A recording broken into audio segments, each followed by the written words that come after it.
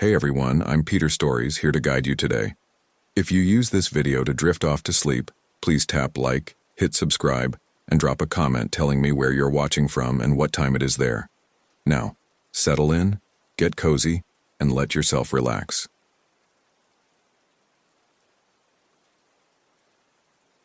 My name is Sarah Chen, and I've been a park ranger at Great Smoky Mountains National Park for 12 years. This happened during October 2023, when what seemed like a routine missing person case involving Marcus Rivera became something that still haunts me every time I walk these trails after dark. The call came in at 3:47 p.m. on a Tuesday. Marcus Rivera, 26 years old, experienced hiker from Asheville, had failed to return from what should have been a day hike on the Appalachian Trail. His girlfriend Jennifer had dropped him off at the Newfound Gap trailhead that morning at 8 a.m. He'd planned to hike south to Charlie's Bunyan and back, a moderate 10-mile round trip that should have taken him 6 hours at most. When Jennifer called us, worried sick, I could hear the strain in her voice. Marcus was methodical, she said. He always carried extra water, a first aid kit, and his phone was fully charged. He'd texted her at 11:30 a.m. from the Bunyan with a photo of the view, saying he was starting back. That was nearly 5 hours ago. I assembled a small search team. Myself, Ranger Tom Bradley, who'd been working these mountains for 2 decades, and Jake Morrison, our newest recruit fresh out of training. The October light was already fading by 4 p.m., and we knew we had maybe 3 hours before full darkness set in. We started at Newfound Gap, following the well-worn path of the Appalachian Trail. The autumn colors were spectacular, brilliant reds and golds that should have been beautiful, but somehow felt ominous under the overcast sky. A cold front was moving in, and the temperature had dropped 15 degrees since morning. "Marcus," I called out, my voice echoing through the hardwood forest. "Marcus Rivera!" Our voices bounced back from the ridges, distorted and hollow. We spread out in a line formation about 20 yards apart, keeping visual contact as we moved south along the trail. The leaves crunched under our boots, and every few minutes we'd stop to listen for any response. At 5:15 p.m., we reached the junction where the trail splits toward Charlie's Bunyan. This was where Marcus would have turned around for his return trip. Tom found boot prints in a muddy section that matched the description Jennifer had given us. Size 10 hiking boots with a distinctive waffle pattern. The prints were heading north, back toward the parking area. "He was here," Tom said, kneeling beside the clearest print. "These are fresh, probably from this morning on his way back." We followed the prints for about half a mile before they became impossible to track on the rocky trail surface. By now, the light was dim and gray, filtered through the thick canopy above. I radioed base camp to report our progress. "Base, this is Ranger Chen. We've confirmed the subject was on the return trail as of this morning. Continuing search northbound on the AT." Static crackled back. "Copy that, Sarah. Weather Service is calling for temperature drop to near freezing tonight." "How copy?" "Copy. Will..." The radio cut to dead silence. I tried again. "Base, this is Chen. Do you copy?" Nothing. I checked the radio. Full battery, all settings correct. Tom tried his unit with the same result. "Probably the weather front," Jake suggested. "Sometimes the atmospheric pressure messes with the signals." I'd never experienced a total radio blackout in 12 years, but Jake was right about weather affecting communications. We pressed on, relying on our handheld GPS units and the familiar trail markers. That's when things started feeling wrong. At 6 p.m., we should have reached the Icewater Spring Shelter, a well-known landmark about 2 miles from Charlie's Bunyan. But after walking for over an hour, we hadn't seen it. The trail felt different somehow. The usual sounds of the forest were muted, as if the trees themselves were holding their breath. I checked my GPS. According to the device, we were still heading north on the Appalachian Trail, but the coordinates seemed off. Instead of the gradual elevation changes I knew by heart, the numbers showed us climbing steadily upward into terrain that shouldn't exist. "Tom, what's your GPS reading?" I asked. He frowned at his device. "Says we're at 6,100 feet elevation. That can't be right. The highest point on this section is barely 5,000. Jake's GPS showed the same impossible reading. We were supposedly climbing into elevations that didn't exist in this part of the Smokies. Equipment malfunction, I said. But even as I spoke, I felt a chill that had nothing to do with the dropping temperature. We know this trail. Let's keep moving. By 6:30 p.m., full darkness had settled over the mountains. Our flashlights cut narrow beams through the blackness, illuminating a world that felt increasingly foreign. The familiar trail markers were there, but they seemed wrong somehow, as if they'd been moved slightly or replaced with perfect replicas that were just different enough to trigger unease. That's when we found Marcus. He was sitting on a fallen log about 10 feet off the trail, perfectly motionless. Our flashlight beams found him simultaneously, and for a moment, none of us spoke. He was wearing exactly what Jennifer had described: blue hiking pants, gray fleece jacket, red backpack, but something was fundamentally wrong with the scene. "Marcus?" I called out softly. He didn't respond. He was facing away from us, looking deeper into the forest. His posture was too straight, too rigid, like a mannequin positioned by someone with only a basic understanding of human anatomy. "Sir, are you okay?" Tom's voice was carefully controlled, professional. Still no response. We approached slowly, our flashlights creating a dance of shadows on the trees around us. The temperature seemed to drop another 10 degrees as we got closer. "Marcus Rivera?" I said again, louder this time. He turned to face us. "I've seen a lot of things in 12 years as a park ranger. I've found bodies, pulled injured hikers from cliff faces, dealt with bear attacks and hypothermia victims. But nothing had prepared me for Marcus Rivera's face. His expression was completely blank, not unconscious, not confused, but empty. His eyes were open and tracking our movement, but there was no recognition, no awareness behind them. His mouth hung slightly open, and he breathed in perfect mechanical rhythm. Most disturbing of all, he was completely silent. No response to our voices, no movement except for that rhythmic breathing.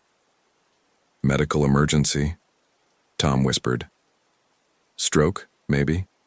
Severe hypothermia?" I approached carefully, the way you would approach a wild animal. "Marcus, my name is Sarah. I'm a park ranger. Jennifer sent us to find you." At the mention of Jennifer's name, his head tilted slightly, the first voluntary movement we'd seen. But his expression remained empty, and when he opened his mouth, no sound came out. Jake had his first aid kit open, checking for signs of injury. No obvious trauma. Pulse is steady but slow.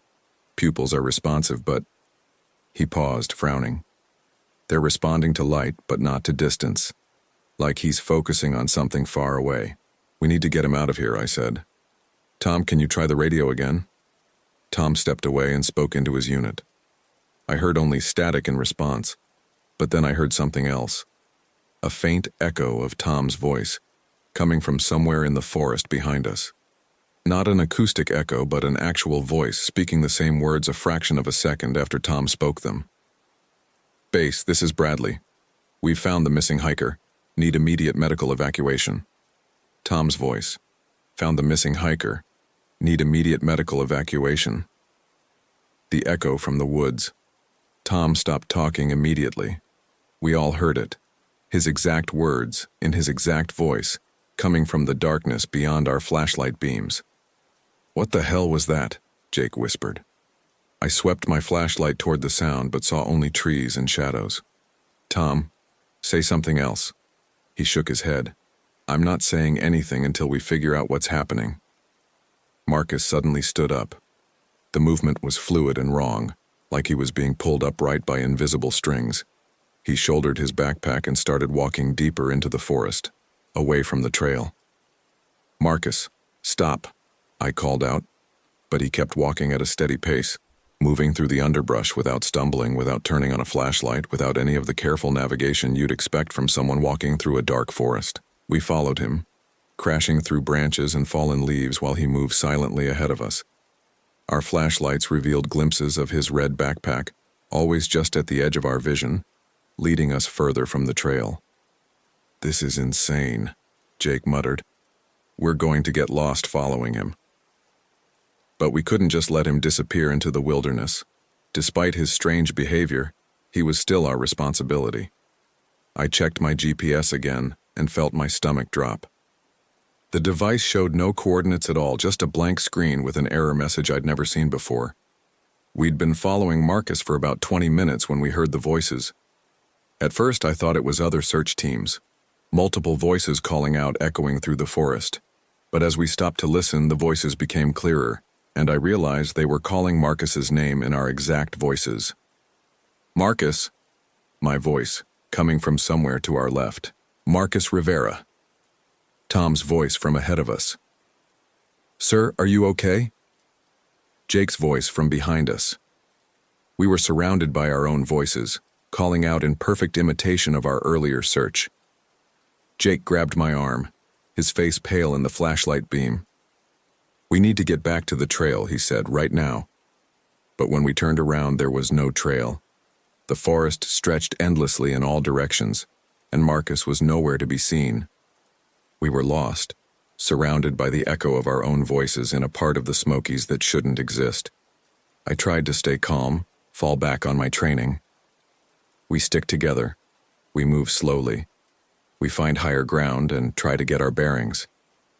But even as I spoke, I knew we were beyond the realm of normal search and rescue procedures. The voices continued calling Marcus's name, sometimes close, sometimes distant, always in our exact tones. And underneath it all I could hear something else, a sound like whispers, too faint to make out the words but persistent, unsettling. We climbed steadily upward, following what seemed like a game trail through the dense forest. The temperature continued to drop and our breath came out in visible puffs. My watch showed 8:30 p.m., but the darkness felt deeper than it should have, as if the night itself was somehow concentrated here. That's when we saw the lights, flashlight beams, sweeping back and forth through the trees ahead of us. For a moment I felt relief, another search team or maybe even a rescue crew looking for us. But as we got closer, I realized the lights were moving in perfect synchronization, like a choreographed dance. Hello, I called out. Park rangers here. The lights stopped moving. Then, from the darkness came my own voice. Hello, park rangers here. The lights resumed their synchronized sweep. We crept closer, and I could see the figures holding the flashlights. 3 people in ranger uniforms moving through the forest in the exact formation we'd been using hours earlier. It was us. I watched myself calling out for Marcus, watched Tom examining boot prints, watched Jake checking his GPS. We were seeing our own search from hours before, playing out like a recording. But as we watched, the scene began to change. The other me stopped calling for Marcus and started calling for Sarah. The other Tom found boot prints that spelled out words in the mud. The other Jake's GPS showed coordinates that led to the center of the earth. We have to get out of here, Tom whispered. But there was nowhere to go. Every direction led deeper into the impossible forest, and now we could hear more voices. Jennifer calling for Marcus, other rangers calling for us, park visitors reporting new disappearances. The entire mountain seemed to be echoing with lost voices, all calling for someone who couldn't answer. I closed my eyes and tried to think. In 12 years as a park ranger, I'd learned to trust my instincts, to read the signs that kept hikers safe. And every instinct I had was screaming that we were in mortal danger. When I opened my eyes, Marcus was standing right in front of me. He was close enough that I could see the details of his face in my flashlight beam. His eyes were completely black now, not just the pupils, but the entire visible surface. His mouth was still open, but instead of breathing, he was making a sound like wind through a cave. Constant, hollow, inhuman. Marcus, I said carefully, we're here to help you. He tilted his head, and when he spoke, his voice was a perfect imitation of Jennifer's. Marcus always carries extra water. He always carries a first aid kit. His phone was fully charged. The words came out of his mouth, but they weren't his words. They were Jennifer's exact words from her phone call, spoken in her exact voice, coming from Marcus's throat while his black eyes stared at us. He texted me at 11:30 a.m., Marcus continued in Jennifer's voice. He said he was starting back. That was nearly 5 hours ago. Tom raised his flashlight and I saw that the beam was shaking. "Sarah, we need to move, now." But Marcus stepped closer and now his voice was mine. "My name is Sarah Chen and I've been a park ranger at Great Smoky Mountains National Park for 12 years. He was stealing our voices, our words, our identities. And with each word he spoke, I felt something drain away from me. Not just the memory of saying those words, but the sense of being the person who had said them. I grabbed Tom and Jake, pulling them away from Marcus. "Run!" We crashed through the underbrush, our flashlights creating wild patterns of light and shadow. Behind us, Marcus's voice continued its horrible mimicry, cycling through everyone who had ever spoken about him: Jennifer, the dispatcher, park supervisors, other rangers, a chorus of stolen voices pouring from one mouth. We ran uphill, driven by pure panic now. The whispers in the forest grew louder, and I began to make out words, coordinates, elevations, radio frequencies, all the technical details of our search, repeated over and over like an incantation. The trees began to thin, and I thought we might be approaching a ridgeline. But when we broke through the last line of trees, we found ourselves back at the newfound Gap parking lot. Our vehicles were there, exactly where we'd left them. The visitor center was lit up, warm and normal. I could see people inside, probably visitors who'd stopped to use the restrooms or buy souvenirs. "How is this possible?" Jake gasped. "We've been walking for hours." I checked my watch. 4:15 p.m. We'd been searching for less than 30 minutes. Tom's radio crackled to life. "Tom, this is Base. What's your status?" He looked at me, confused. "Base, this is Bradley. We're back at the parking lot. The subject..." "Copy that. Jennifer Rivera is here asking for an update. Any sign of Marcus?" I stared at the visitor center. Through the windows I could see a young woman pacing anxiously, checking her phone. Jennifer. She was there exactly as she should be, waiting for news about her missing boyfriend. "Negative," Tom said into the radio. "No sign of the subject. We're going to expand the search area." But I knew we couldn't go back into those woods. Whatever was out there, it had Marcus now. And it was hungry for more. "Tom," I said quietly. "We tell them we found evidence of an animal attack, scattered gear, blood, no body. We recommend suspending the search until morning." He stared at me. "Sarah, we can't go back out there." I was surprised by how steady my voice sounded. "Not tonight. Maybe not ever." Jake was staring at the tree line, his face white. "Do you hear that?" From the forest came a sound like wind through leaves, but underneath it I could hear voices. Marcus calling for Jennifer. Jennifer calling for Marcus. Tom, Jake, and I calling for anyone who might answer. All of us lost in the woods. All of us looking for each other. All of us finding only echoes of ourselves. The official report stated that Marcus Rivera had likely fallen from one of the rocky outcroppings near Charlie's Bunyan.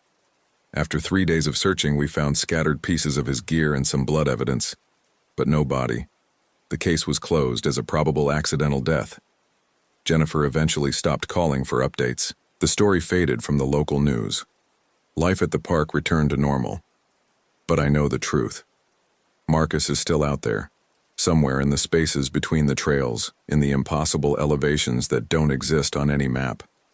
He's still collecting voices, still learning to be human by stealing pieces of everyone who comes looking for him. And sometimes, on dark fall nights when the temperature drops and the radio signals cut out, I can hear him calling. Not for help. He's past that now. He's calling for others to join him, using our voices, our exact words, our desperate pleas for someone to answer. I've been a park ranger for 12 years, but I've never gone back to that section of the Appalachian Trail. I tell myself it's because of the memories, the trauma of losing someone on my watch. But the real reason is simpler. I'm afraid that if I go back, I'll find myself sitting on that fallen log, facing away from the trail, breathing in perfect mechanical rhythm, while something else wears my face and speaks with my voice. And somewhere in the forest, Marcus Rivera is still waiting for the next search team to find him. still waiting to teach them how to echo.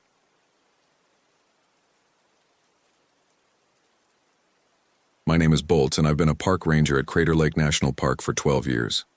This happened during the fall of 2023, when what seemed like a routine missing person case involving a hiker named Sarah Delacroix became something that still haunts me every time I walk these trails after dark. October in southern Oregon can be beautiful, but it's also when the park transforms into something altogether different. The tourist crowds thin out, the days grow shorter, and the ancient Douglas firs seem to lean in closer, their shadows stretching longer across the volcanic landscape. I've always loved this time of year, the crisp air, the way sound carries differently through the thinning foliage, the sense that the wilderness is reclaiming itself after months of human intrusion. I should have known something was wrong when the report came in at 3:47 a.m. on October 23rd. Missing person cases rarely start in the middle of the night, and they certainly don't begin with the kind of panicked, breathless phone call that dispatch patched through to my radio while I was conducting a routine patrol of the Rim Road. This is base to Unit 7. We've got a priority call on the emergency line. Female caller reporting her hiking partner missing somewhere on the Pacific Crest Trail section. She's pretty shaken up, Bolts. I pulled over and grabbed my radio. Unit 7 to base, copy. What's the caller's location? That's the thing, she won't say. Keeps insisting she needs to meet you at the Lightning Spring trailhead. Says she can't explain over the phone. Lightning Spring was one of the more remote access points, about 15 miles from the main visitor center. It wasn't unusual for hikers to get separated or turned around in that area, especially with the early onset of darkness this time of year. But something about the urgency in dispatch's voice made my stomach tighten. I'm 20 minutes out, I radioed back. Have you tried to get more details? She hung up. Bolts. The caller ID showed a local number, but when we tried calling back, it went straight to a disconnected message. I'd been doing this job long enough to know that missing person cases often began with confusion, panic, and contradictory information. People get scared, they make mistakes, they remember things wrong. But as I drove through the darkness toward Lightning Spring, something felt off about this one. The trailhead parking area was empty except for a single Honda Civic with Washington plates. I could see a figure sitting on the hood, silhouetted against my headlights. As I approached, she slid down and walked toward me, a woman in her late 20s with short dark hair and hiking clothes that looked like they'd seen better days. "Are you the ranger?"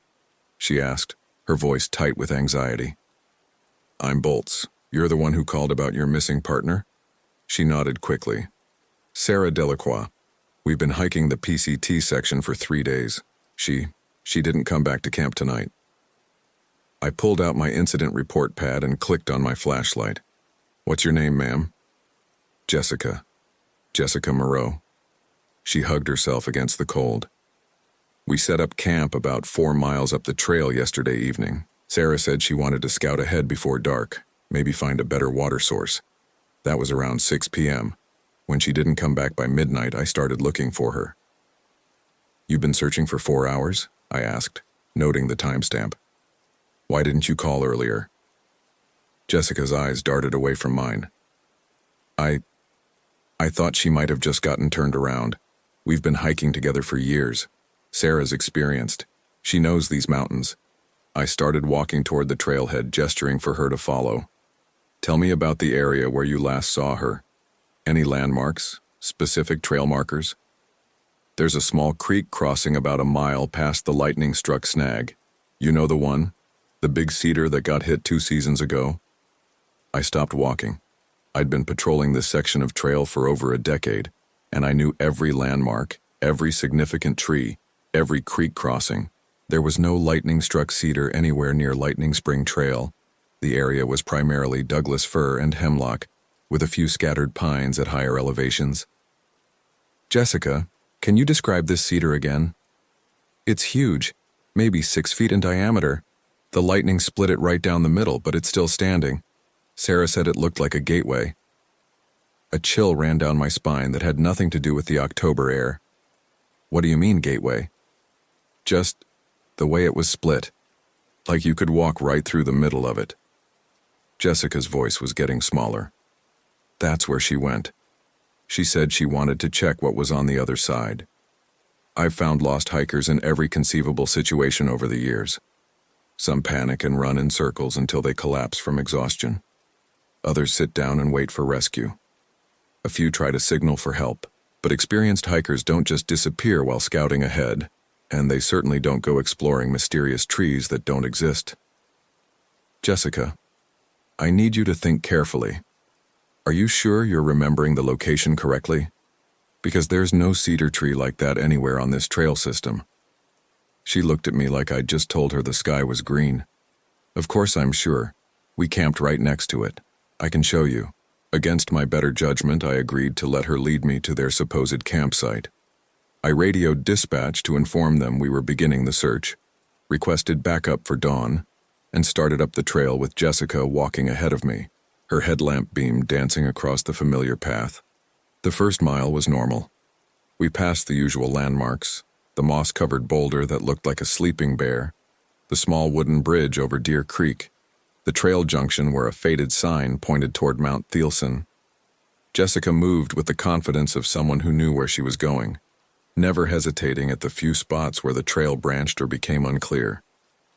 But as we climbed higher, I started noticing things that didn't make sense. The trees seemed denser than I remembered, their branches hanging lower over the trail. The normal sounds of a forest at night, the occasional hoot of an owl, the rustle of small animals in the underbrush, were completely absent. Even our footsteps seemed muffled, as if the forest was absorbing sound. How much further? I asked Jessica. Just past the next ridge, maybe half a mile. I knew this trail. I'd hiked it hundreds of times, in every season, in every weather condition. There was no next ridge half a mile ahead. The trail continued at a gradual incline for another 3 miles before reaching the first significant elevation change. Jessica, I think we need to reconsider our route. This doesn't... There, she said, pointing ahead with her flashlight. The cedar. I followed her beam and felt my blood turn to ice water. Standing directly in the middle of the trail, where no tree had any right to be, was exactly what she'd described. A massive cedar, split down the middle by what looked like a lightning strike, creating a perfect archway through its center. The split was so clean and symmetrical that it looked almost deliberate, like some giant had taken an axe to it. That's impossible, I whispered. Jessica was already walking toward it. Sarah went through here about 7 hours ago. She said she'd be back in 20 minutes. I grabbed her arm. Jessica, stop. We need to call this in. This tree. It wasn't here yesterday, it wasn't here last week. Trees don't just appear. She turned to look at me, and in the glow of our flashlights I saw that her eyes were completely black, not dark brown or shadowed, black, like looking into empty holes. She's been waiting, Jessica said in a voice that didn't sound quite human anymore. Sarah's been waiting for you to find her. I stumbled backward, my hand instinctively moving to my radio. Base, this is Unit 7. I need immediate backup at... Static, dead air. I looked at my radio display and saw something that made my knees go weak. According to the GPS, we were standing in the middle of Crater Lake itself, 50 feet underwater. The radio won't work here, Jessica said, still walking toward the split cedar. Nothing works here except Sarah. She works perfectly now. I turned to run, but the trail behind us was gone. Where the familiar path should have been, there was only dense forest, the trees so tightly packed together that I couldn't see how we'd even gotten through them. I spun around, trying to find any landmark, any familiar feature, but everything was wrong. The stars were in the wrong positions, the moon was the wrong color. Even the air smelled different, thick and sweet like flowers left too long in a vase. Marcus, the voice came from inside the cedar tree, from the dark space between the split trunk. It was Sarah's voice, but there was something off about it. It was too clear, too precise, as if each word was being carefully constructed.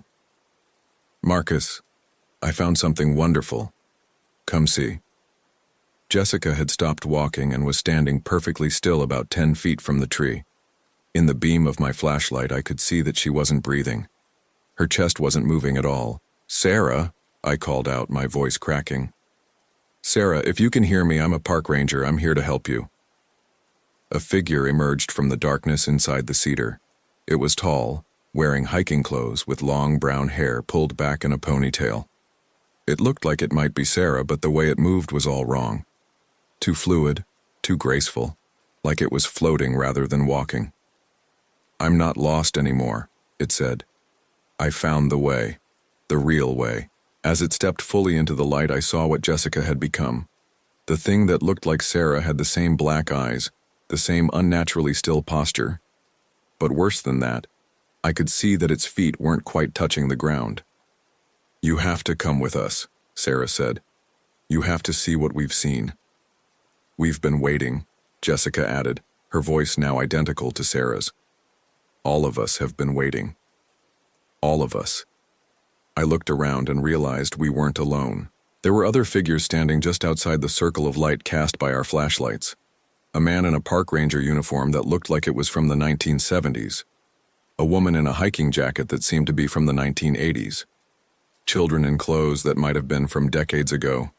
All of them standing perfectly still. All of them with those same black eyes. How many? I whispered. Everyone who found the way, Sarah said. Everyone who understood that the forest is alive, that it's been waiting. I realized then that I was looking at years' worth of missing persons. Hikers who'd disappeared without a trace. Campers who'd simply vanished. Maybe even other park rangers who'd gone out on patrol and never come back.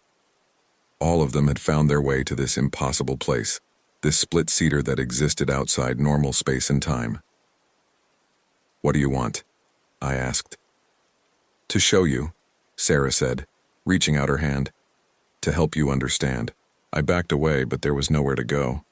The forest pressed in around us, and I could feel the attention of all those silent figures focused on me. The air was getting thicker, harder to breathe, and I could hear something that might have been music coming from inside the cedar tree, a low, droning sound that seemed to vibrate in my bones. I can't, I said. I have to get back. People will be looking for me. Sarah tilted her head at an angle that was too sharp, too bird-like. People look for us all the time, but they never find us, not unless we want them to. Like you found us, Jessica added. They were right. I'd received a call about a missing person from someone who wasn't supposed to exist, followed a trail that led to an impossible place, and found evidence of disappearances that might have been going on for decades. The forest had been collecting people, and I was just the latest in a long line. But something deep in my ranger training kicked in. I'd spent 12 years learning to navigate by landmarks, to read the subtle signs of the wilderness, to trust my instincts about danger, and every instinct I had was screaming at me to run. I turned off my flashlight and dove into the darkness. In the complete blackness, I could hear them moving. Not footsteps, but something else. A rustling, sliding sound, like fabric being dragged across bark. I crashed through the underbrush, branches tearing at my jacket, roots catching my boots. I had no idea where I was going, but I knew I had to get away from that clearing, away from the impossible cedar tree and the things that looked like people. Behind me, I could hear Sarah's voice calling my name, but it was coming from multiple directions at once, as if there were several of her spread throughout the forest. The sound was getting closer. I ran until my lungs burned, until my legs gave out, until I collapsed face first into a pile of wet leaves and couldn't take another step. When I finally looked up, I saw electric lights through the trees. Real lights, not the strange phosphorescent glow that had surrounded the cedar clearing. The Lightning Spring parking area was 50 yards away. My patrol truck was exactly where I'd left it, and Jessica's Honda Civic was still parked next to it. But according to my watch, it was 6:15 a.m. I'd been gone for over 2 hours, though it had felt like minutes. I staggered to my truck and grabbed my radio. Base, this is Unit 7. I need to report. What could I report? That I'd found a tree that shouldn't exist? That I'd encountered missing persons who weren't quite human anymore? That there was something in the forest that was collecting people? Unit 7, this is Base. We've been trying to reach you for an hour. Everything okay out there? I looked back at the Honda Civic. The Washington plates were still there, but when I walked over and looked through the windows, the car was empty. Not just empty, It looked like it had been empty for years. There was a thick layer of dust on the dashboard, and the upholstery was faded and cracked. "Marcus, you there?" I keyed my radio. "Base, I'm going to need someone to run a license plate for me. Also, I want to review our missing person files from the last 20 years.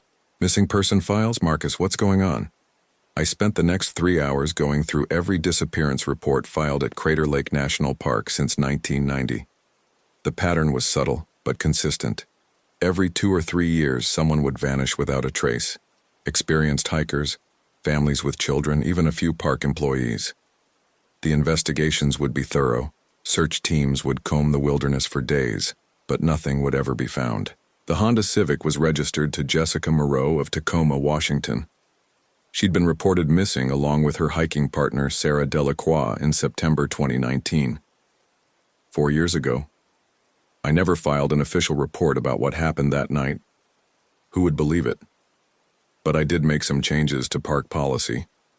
I instituted a buddy system for all ranger patrols after dark. I had motion sensors installed on several remote trails, and I made sure that every ranger carried a GPS beacon that would transmit their location every 15 minutes. Most importantly, I started keeping a detailed map of all the places where people had gone missing. When I connected the dots, a pattern emerged. They formed a rough circle around an area about 5 miles northeast of Lightning Spring, an area that, according to our topographical maps, was just empty forest. But I know better now. I know that somewhere in that circle, there's a split cedar tree that exists outside normal space and time. And I know that Sarah Delacroix, Jessica Moreau, and dozens of others are still there, waiting for the next person to find their way to that impossible clearing. I've been a park ranger for 12 years and I've learned to trust the wilderness. But I've also learned that there are some places in the forest where people aren't meant to go. Some trails that don't lead back to the world we know.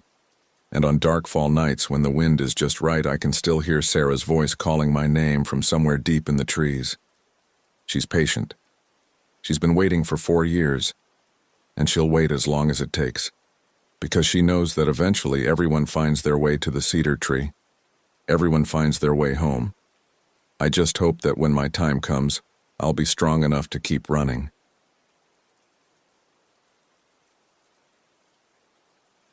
My name is Marcus Chen, and I've been a park ranger at Cascade Ridge National Park for 12 years. This happened during the fall of 2019 when what seemed like a routine missing person case involving Sarah Kellerman became something that still haunts me every time I hear static on the radio or see fog rolling through the trees.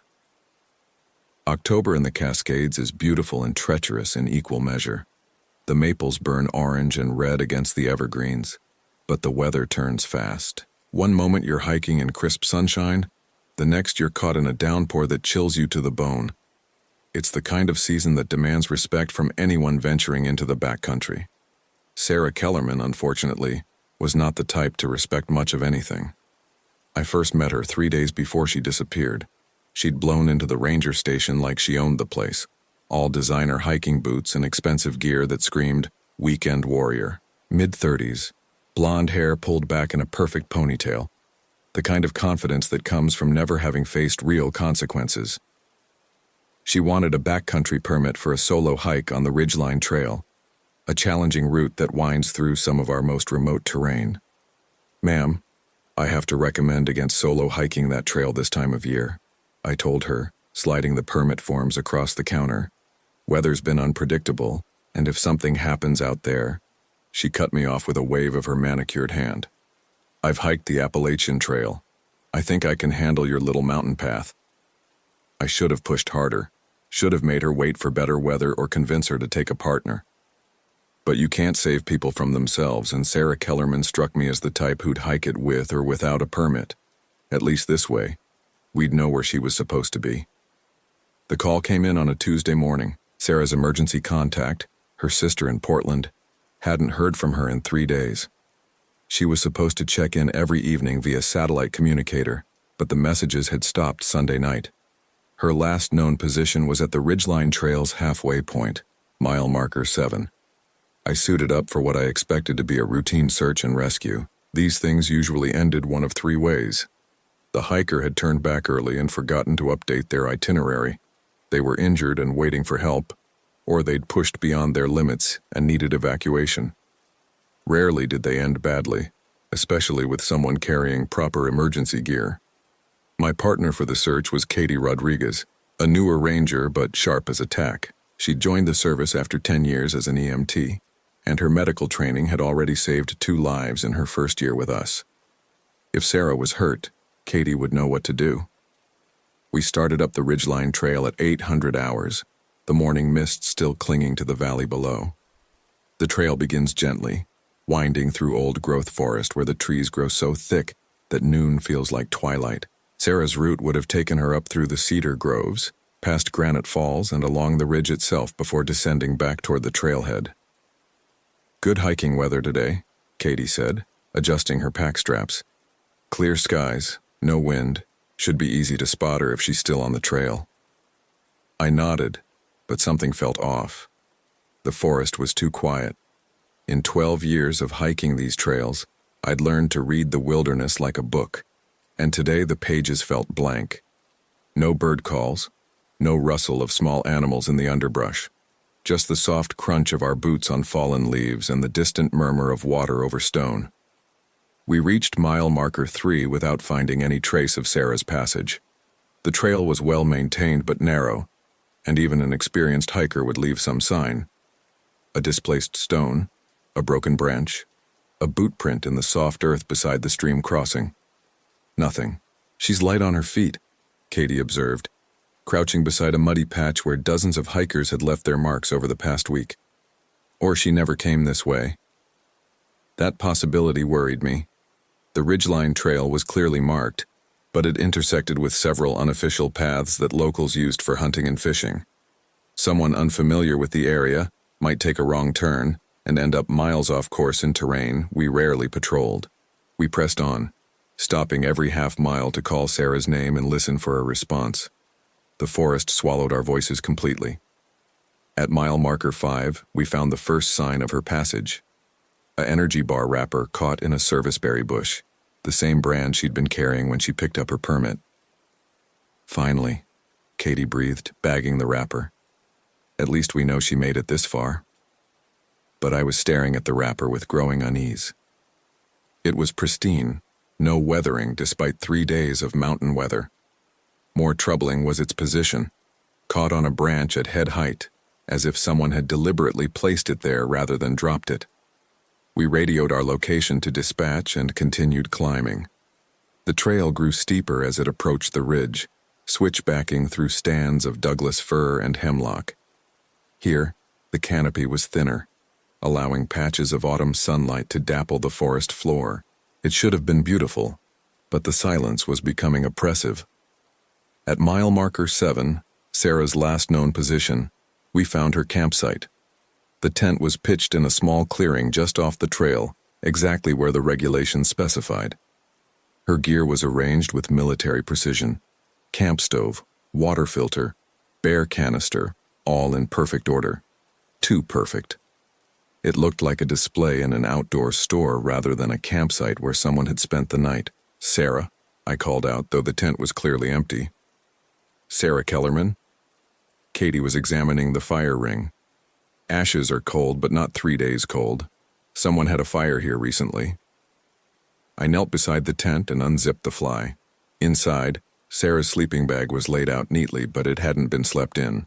Her clothes were folded, her personal items arranged with the same unnatural precision as the campsite. It was as if she'd set everything up and then simply vanished. "This doesn't make sense," Katie muttered, standing up from the fire ring. "Her permit says she was planning to camp here Sunday night, then hike out Monday morning. But this looks like she never even went to bed."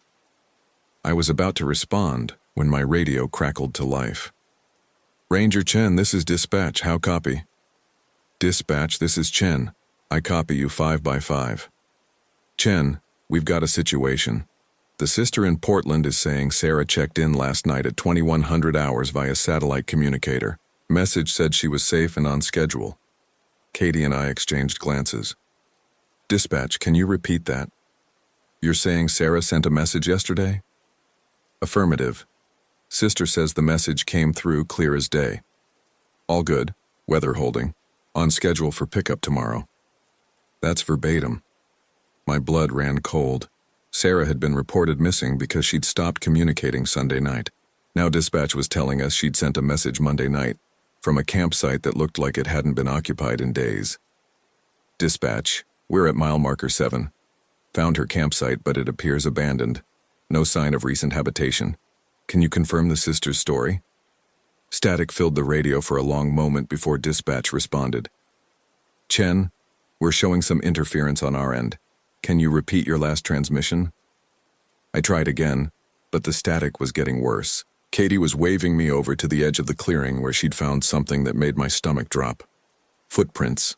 Sarah's hiking boots based on the tread pattern, but they circled the campsite in a perfect spiral, round and round, as if she'd been walking in circles for hours. The prints were deep, made in soft earth that would have shown when they were made. They looked fresh. Marcus, Katie's voice was tight. Look at this. She was pointing to the center of the spiral, where the footprints ended. The earth was disturbed as if someone had been digging, but there was no hole. Instead, there was a pattern pressed into the dirt, geometric shapes that hurt to look at directly, as if they were somehow wrong. I tried the radio again. Dispatch, we need backup at mile marker 7. Something's not right here. The static was so bad now that I couldn't make out any response. Katie was trying her radio with the same result. We were cut off. Equipment malfunction, she asked, but she didn't sound convinced. Both radios at the same time? I shook my head. That's not a malfunction. The temperature had dropped while we examined the campsite. What had been a pleasant autumn day was turning cold and gray, with fog beginning to roll in from the valley below. The forest, already unnaturally quiet, seemed to be holding its breath. We should continue the search, Katie said, but I could hear the uncertainty in her voice. She's obviously not here. I wanted to agree, but every instinct I'd developed in 12 years of wilderness work was screaming at me to leave. The campsite felt wrong.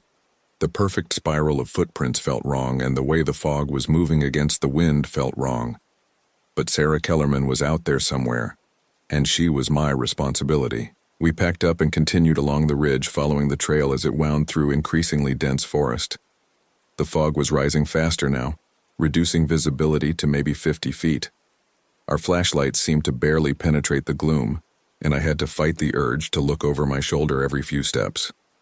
At mile marker 8, we found the second campsite. It was identical to the first.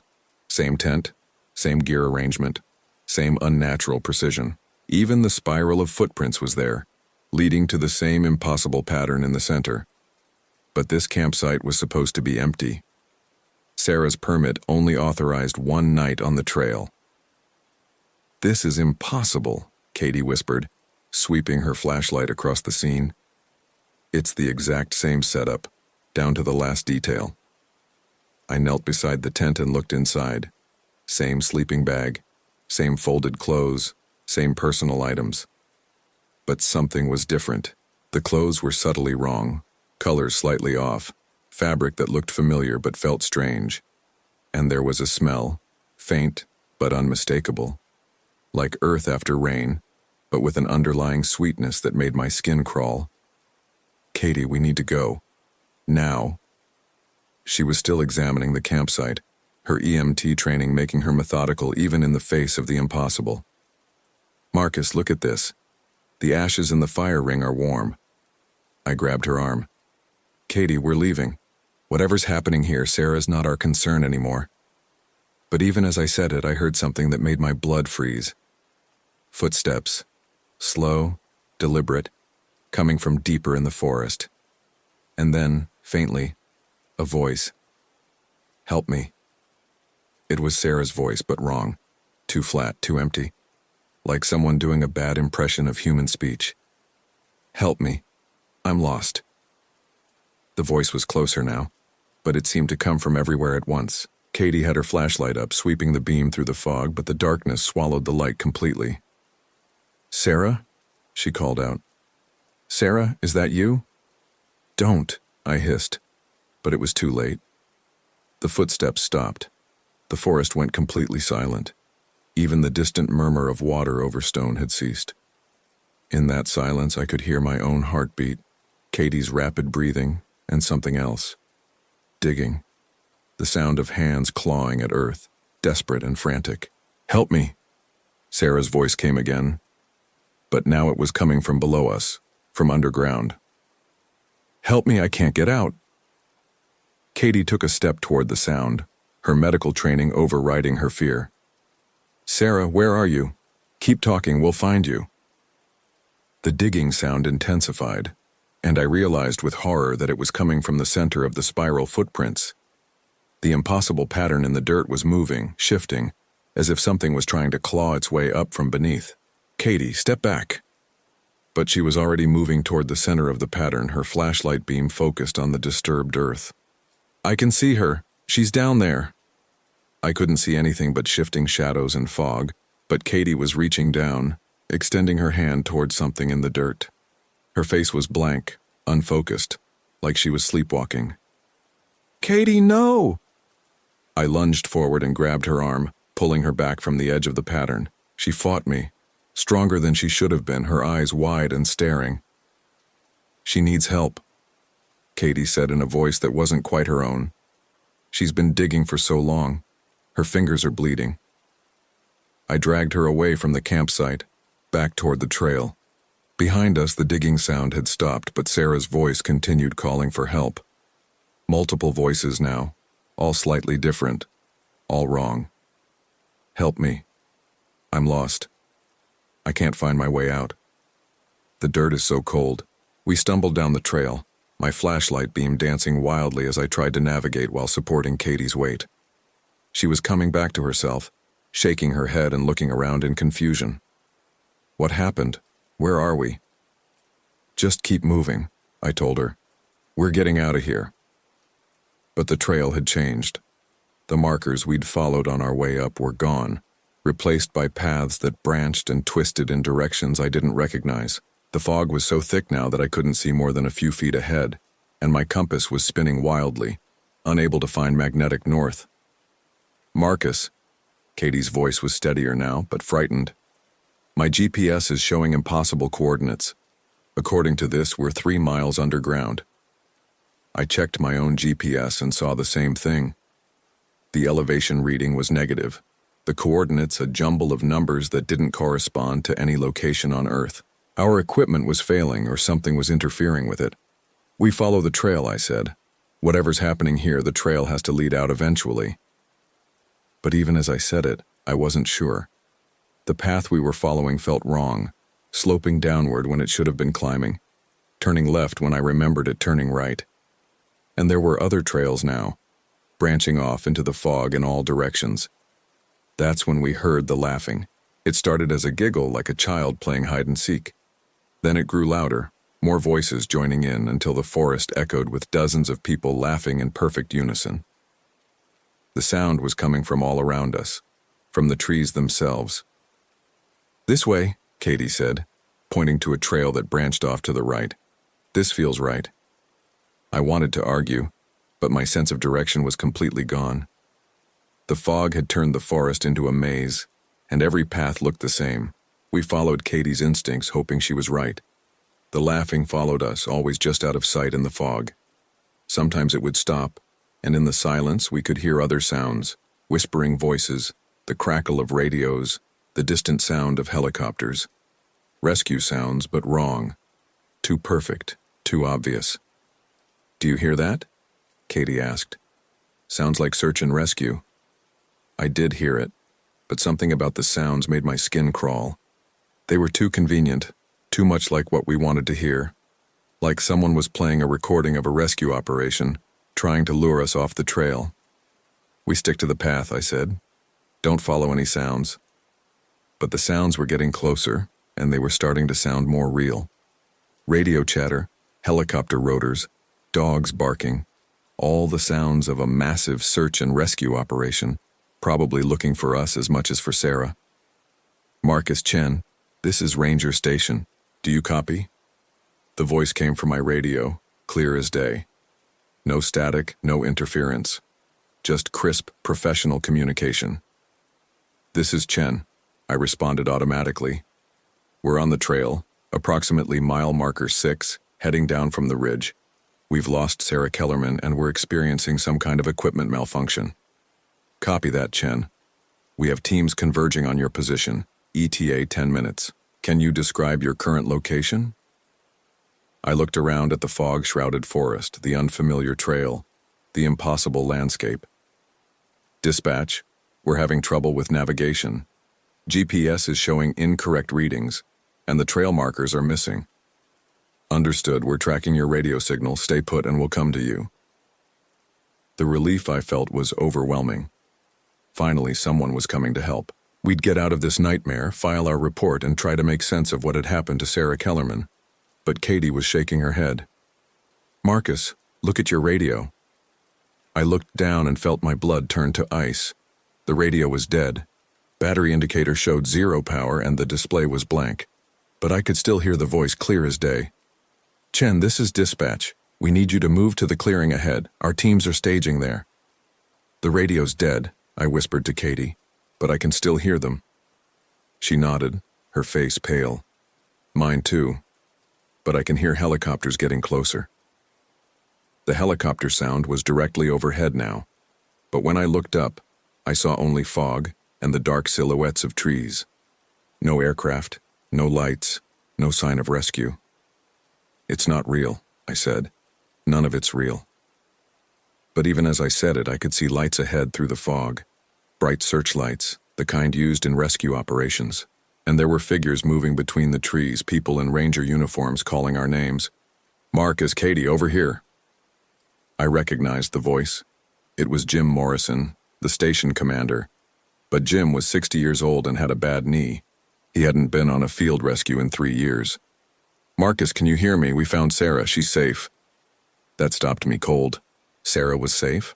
After everything we'd seen, the impossible campsites, the underground voices, the spiral footprints? "Where?"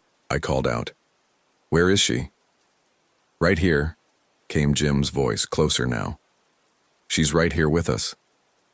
Through the fog, I could see the rescue team. Rangers in familiar uniforms, equipment that looked right, procedures that seemed normal. And there, in the center of the group, was Sarah Kellerman. She looked exactly as I remembered her from the ranger station. Blonde hair, expensive gear, that confident smile. But she was too clean, too perfect. 3 days in the wilderness should have left some mark on her, but she looked like she'd just stepped out of a hotel room. "Sarah," I called out, "are you okay?" She turned toward me, and for a moment her face was exactly right. Then she smiled, and I saw that her teeth were black with dirt. "I'm fine," she said in her familiar voice. "I just got a little lost, but they found me." The rescue team was moving toward us now, and I could see their faces clearly. They were all rangers I knew.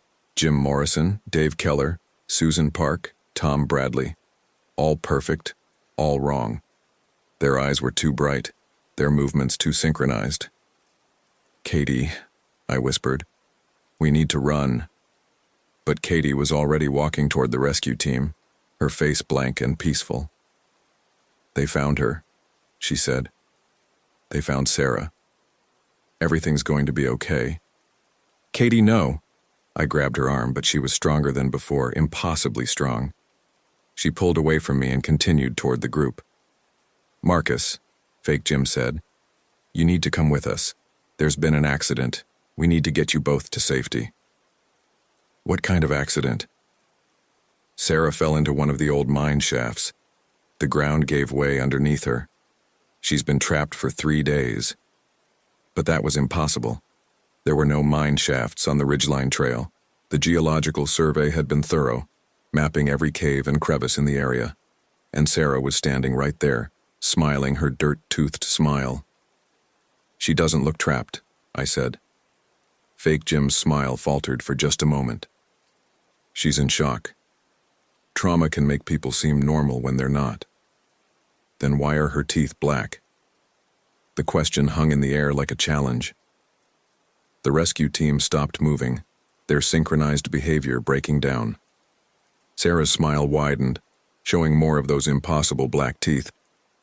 "Because," she said in a voice like grinding stone, "I've been eating dirt for 3 days." The fog exploded outward, and suddenly I could see everything clearly. We weren't on the trail at all. We were in a vast underground cavern, the ceiling lost in darkness above. The rescue team was gone, replaced by figures that might have been human once but were wrong in every detail. Too tall, too thin, joints that bent the wrong way. And Sarah. Sarah was still there, but she was different. Her skin was pale as bone, her eyes black as coal. She was covered in dirt and leaves, and when she moved, I could hear the sound of earth falling from her clothes. "I've been waiting for you," she said. "Both of you. Do you know how lonely it is down here?" Katie was still walking toward her, but now I could see that she was moving like a puppet, her steps jerky and unnatural. Something was pulling her forward, something I couldn't see. "The earth is hungry," Sarah continued. "It wants to taste new things, new people. You'll like it down here. It's quiet and dark, and you never have to worry about finding your way out." I backed away, but my feet seemed to stick to the ground. Looking down, I saw that the floor of the cavern was covered in a thick layer of soft earth, and my boots were sinking into it. "Don't fight it," Sarah said. "It's easier if you don't fight." The earth was up to my ankles now, warm and soft like a grave. Katie had reached Sarah and was standing beside her, her face serene and empty. Her eyes were starting to turn black. "Marcus," Katie said, in a voice like wind through leaves. "It's beautiful down here. You should see the things that grow in the dark." I tried to move, but the earth was holding me fast. It was up to my knees now, and I could feel things moving in it. Worms, beetles, things that had no name.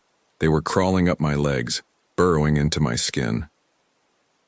"Help me," I said, but my voice sounded strange, muffled. Sarah tilted her head, and I realized she was listening to something I couldn't hear. "They're coming," she said. "The ones who tend the earth. They've been waiting so long for new seeds to plant." In the darkness beyond the cavern, I could see shapes moving. Tall, thin figures with too many joints, carrying tools that looked like shovels but moved like living things. They were coming closer, and I could hear them whispering in voices like rustling leaves. "Plant them deep," they said. "Plant them where they'll grow strong." The earth was up to my waist now, and I could feel roots growing around my legs, holding me in place. Katie was sinking too, but she didn't seem to mind. She was smiling, and small flowers were blooming in her hair. "It doesn't hurt," she said. "It's like going to sleep." I tried to scream, but my mouth was full of dirt. The earth was pulling me down, and I could feel things growing inside me, vines and roots and things that had never seen sunlight. In the distance, I could hear Sarah laughing, and the sound was like wind through dead leaves. The last thing I remember was the darkness closing over my head, and the feeling of becoming part of something vast and hungry and patient. I woke up in Mercy General Hospital in Portland 3 days later. The doctor said I'd been found at the base of a cliff near the Ridgeline Trail, suffering from severe hypothermia and dehydration.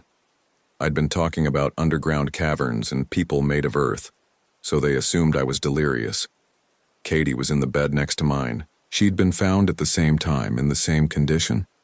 But when I tried to talk to her about what had happened, she just stared at me with empty eyes and said she didn't remember anything after leaving the ranger station.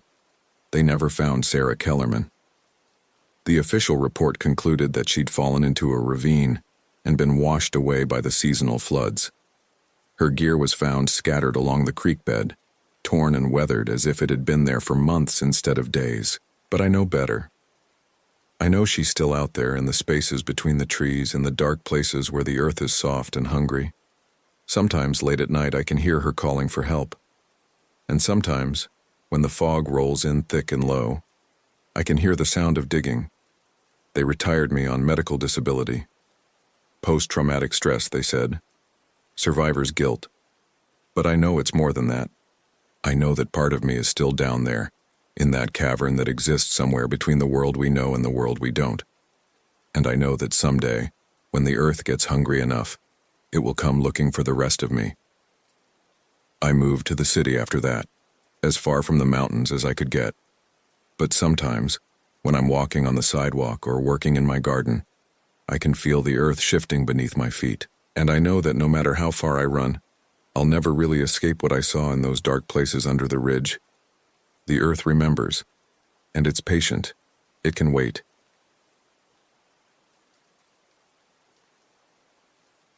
My name is William Hayes, and I've been a park ranger at Yellowstone National Park for 12 years. This happened during the fall of 2023, when what seemed like a routine missing person case involving Jessica Martinez became something that still haunts me every time I walk alone in the wilderness. The aspen trees were at their peak that October, brilliant golds that normally brought me peace after a long summer season. But that particular morning, when dispatch crackled through my radio at 6:45 a.m., I felt a chill that had nothing to do with the mountain air. Hayes, we've got a missing hiker reported on the Blacktail Ridge Trail. 28-year-old female Jessica Martinez, last seen yesterday around 5 p.m. near the thermal features. Her hiking partner called it in this morning when she didn't return to their campsite. I knew the Blacktail Ridge Trail well, a challenging 8-mile route that wound through dense forest before opening onto exposed ridgeline. It was remote enough to be dangerous for solo hikers, especially with the early snowfall we'd been having. The trail had a reputation among the local rangers, though we never talked about it officially. Too many disappearances over the years, and the ones we did find, well, they weren't always found in one piece. Copy that, dispatch. Any description of what she was wearing? Green jacket, black hiking pants, orange backpack. She was experienced, according to her partner. They'd been hiking together for 3 days with no problems. I gathered my gear methodically: first aid kit, GPS unit, emergency radio, rope, and my service weapon. The missing person protocol was routine by now, but something about this case felt different. Maybe it was the location, or maybe it was the fact that we'd had 2 other disappearances on that same trail in the past 6 months. As I drove toward the trailhead, I couldn't shake the feeling that I was being watched. The radio kept cutting in and out with bursts of static, and twice I thought I heard a woman's voice whispering my name through the interference. When I tried to call dispatch for a radio check, all I got was dead air. The parking area was nearly empty. Just Jessica's white Subaru and an old pickup truck that belonged to Earl Hutchins, a local who'd been hunting these mountains for 40 years. I found Earl sitting on his tailgate, smoking a cigarette and staring up at the trailhead with troubled eyes. "Morning, Earl. You heading up the ridge today?" He shook his head slowly. "Was planning to, but something don't feel right up there. Been sitting here for an hour, and I ain't heard a single bird call from that direction. Animals know when to stay away from something." I felt that familiar chill again. Earl had survived in these mountains longer than anyone I knew, and if he was spooked, that meant something. "You see anything unusual yesterday? We got a missing hiker." Earl's expression darkened. "Saw a woman in a green jacket around 4:30, heading up toward the thermal area. But there was something else with her staying in the trees. Couldn't get a clear look, but it was big, real big. And it was following her." "Following her? You mean like a bear?" "No." Earl crushed his cigarette under his boot. "Bears don't follow people like that. This thing was, stalking her, like a predator that knows exactly what it's doing."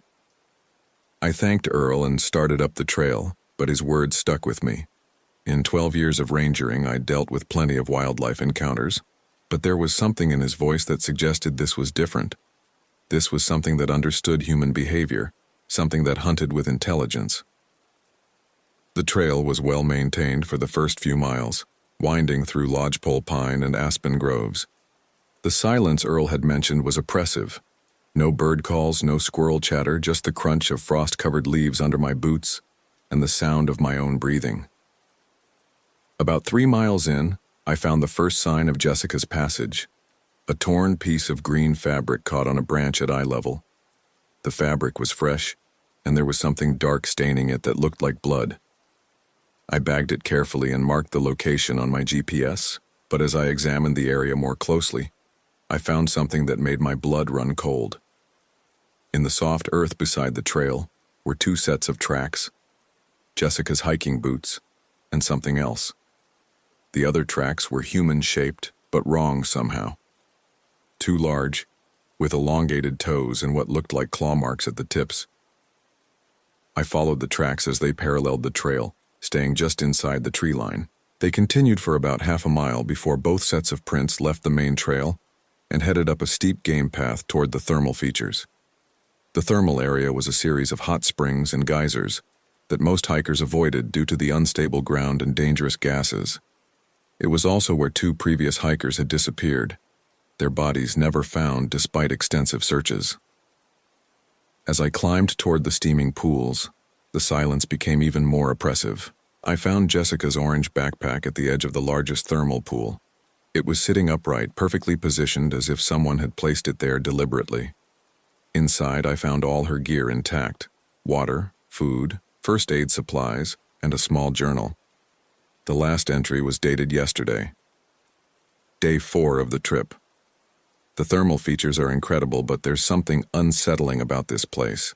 I keep feeling like I'm being watched, and twice I've seen movement in the trees that doesn't match any wildlife I know. Tom thinks I'm being paranoid, but I can't shake the feeling that something is following us.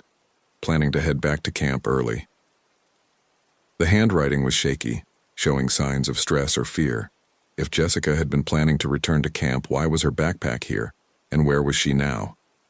I circled the thermal pool carefully, looking for any signs of struggle or accident. The ground around the springs was treacherous, with thin crusts of mineral deposits that could break through and plunge someone into scalding water. But there were no signs of a fall, no disturbed earth or broken ground. What I did find was another set of those strange tracks, circling the pool like a predator stalking its prey. The tracks were clear in the soft mud, and as I studied them more closely, I realized they weren't quite human. The proportions were wrong. Too long, too narrow, with evidence of claws or talons. That's when I heard it. A woman's voice calling for help from somewhere in the forest above the thermal area. "Help me! Please, someone help me!" I grabbed my radio and tried to respond, but got only static. The voice called again, closer this time, and I could hear the desperation in it. I started climbing toward the sound, following a faint path that led up the ridge. "Jessica? Is that you? Keep calling out, I'm coming." But as I climbed, the calls began to change. The voice was still female, still desperate, but there was something off about the cadence, the pronunciation. It sounded like someone trying to imitate human speech, getting most of it right but missing subtle details. "Help. Me. Please. Someone." The words were too evenly spaced, too perfectly enunciated. And there was an undertone to the voice, a deeper resonance that didn't belong to any human throat. I reached a small clearing about a quarter-mile above the thermal area and stopped. The voice had gone silent, but I could feel something watching me from the trees. I drew my service weapon and called out, "This is Park Ranger Hayes. If you're injured, I'm here to help. Please show yourself." Movement in the trees to my left caught my attention. A figure emerged from the shadows. A woman in a green jacket and black pants matching Jessica's description, but something was wrong with the way she moved. Too fluid, too graceful, like a predator pretending to be prey. "Jessica, are you hurt?"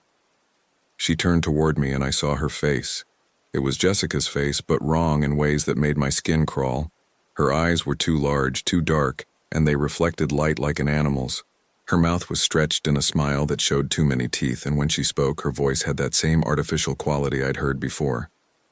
"I am hurt. Please, help me." I kept my weapon raised but didn't fire. Something about this situation felt like a trap, like I was being lured into a carefully planned ambush. The woman who looked like Jessica took a step closer, and I noticed that her feet didn't quite touch the ground. "Stay where you are. I'm going to call for medical assistance." I reached for my radio with my free hand, but before I could key the mic, the Jessica thing's head snapped to the side at an impossible angle. The sound of breaking vertebrae echoed through the clearing. "No radio, no help, just you and me." Her voice was changing, becoming deeper, more guttural. The human facade was slipping away, revealing something underneath that had never been human at all. I fired 3 shots center mass. The bullets passed through her without effect and she began to laugh, a sound like breaking glass mixed with the growl of a large predator. "You cannot hurt me, Ranger, but I can hurt you." She began to change, her human form stretching and distorting. Her arms elongated, her fingers extending into claws. Her face pushed forward into a snout filled with predator's teeth. Within seconds, the thing that had been pretending to be Jessica was gone, replaced by something that stood 9 feet tall and looked like a cross between a bear and a wolf. But it moved with human intelligence, circling me like a boxer looking for an opening. This wasn't just a wild animal. It was a predator that had learned to hunt humans by studying their behavior, mimicking their calls for help, using their own compassion against them. I fired the rest of my clip, but the bullets had no effect. The creature lunged at me and I rolled to the side, coming up with my backup weapon. But before I could fire, it spoke again, this time in a perfect imitation of my own voice. "This is Park Ranger Hayes. If you're injured, I'm here to help." It was learning, adapting, collecting voices and mannerisms to use in future hunts. I realized with growing horror that this thing had probably been hunting in these mountains for years, using the voices of its victims to lure in rescuers and other potential prey. The creature circled me again, and I noticed something that made my blood run cold. Scattered around the clearing were personal items, watches, wallets, hiking gear, and bones. Lots of bones picked clean and arranged in neat piles. This wasn't just a feeding ground. It was a collection site, a place where the creature brought its victims to feed and to study them. It was learning about human behavior, human speech patterns, human psychology. It was becoming better at hunting us. I backed toward the tree line, looking for an escape route. The creature seemed to sense my intention and moved to block my path. When it spoke again, it was in Jessica's voice, but the words were all wrong. "Don't leave me here. I'm so hungry. It's been so long since I've eaten." The thing that had been Jessica, or wearing Jessica's form, was gone. What remained was a predator that had studied human behavior so thoroughly that it could almost pass for human itself. Almost, but not quite. I made my decision. Instead of running, I charged directly at the creature, hoping to catch it off guard. It worked. The thing reared back in surprise, and I managed to get past it and into the trees. But as I ran, I could hear it following me, crashing through the underbrush with surprising speed for something so large. And it was calling to me in different voices. Jessica's voice, my own voice, even Earl's gravelly tones. "Hayes, where you going, boy? Come back here." I ran for what felt like hours, but the creature stayed right behind me. It was toying with me, I realized. It could have caught me any time it wanted, but it was enjoying the chase, learning about human fear and panic responses. Finally, I reached a steep ravine that I couldn't cross. I turned to face the creature, my backup weapon raised. It emerged from the trees slowly, having shifted back to its human form. But this time, it looked like me. A perfect duplicate except for those predator's eyes. "You cannot escape," it said in my voice. "You cannot hide. I know how you think, how you move, how you taste fear. I have been hunting your kind for longer than you can imagine." "What are you?" I gasped, trying to buy time. "I am what your species created when you learned to hunt cooperatively. I am the shadow that follows every apex predator. I am the thing that hunts the hunters." It began to advance, and I realized this was how I was going to die. Alone in the mountains, killed by something that had learned to be human better than most humans ever managed. But then I heard something that changed everything. The sound of helicopters approaching from the south. The creature heard it too, and for the first time since I'd encountered it, it showed something like fear. "They're looking for me," I said. "My backup team. They'll find you." The creature's form began to shift again, becoming more animal-like. "They will find you, in pieces, scattered across the mountain, another victim of the wilderness." It lunged at me, but I was ready. I fired all 6 rounds from my backup weapon, not trying to hurt it but to create enough noise to guide the search helicopters to my location. The creature struck me and sent me tumbling down the ravine, but I kept firing until my weapon was empty. I hit the bottom hard, feeling ribs crack and tasting blood. Above me, I could hear the creature howling in frustration as the helicopters drew closer. It knew it had missed its chance. The rescue team found me 2 hours later, broken, but alive. They airlifted me to the hospital in Bozeman, where I spent 3 weeks recovering from internal injuries and a concussion. The official report listed Jessica Martinez as a victim of wildlife attack, her remains never found. But I knew better. Jessica hadn't been killed by a wild animal.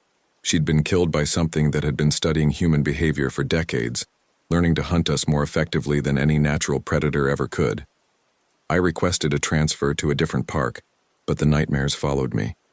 In my dreams, I'm still in that clearing, still facing the creature that wore Jessica's face. And sometimes, when I'm alone in the wilderness, I hear voices calling for help from the trees. But I've learned to tell the difference between real distress calls and the thing that mimics them.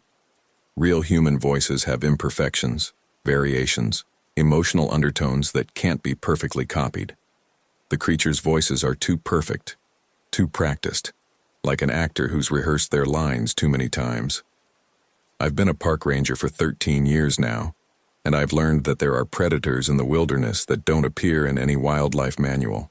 They're the ones that have learned to hunt us by becoming us, by studying our weaknesses and using them against us. The Blacktail Ridge Trail is closed now, officially due to unstable thermal activity.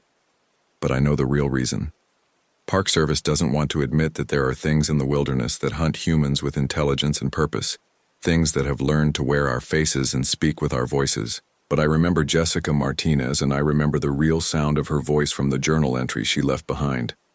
And every time I hear a call for help in the wilderness, I listen carefully for the imperfections that prove it's human. Because the thing that hunts the hunters is still out there, still learning, still perfecting its technique. And the next time you hear someone calling for help in the deep woods, you better make sure it's really human before you go running to the rescue.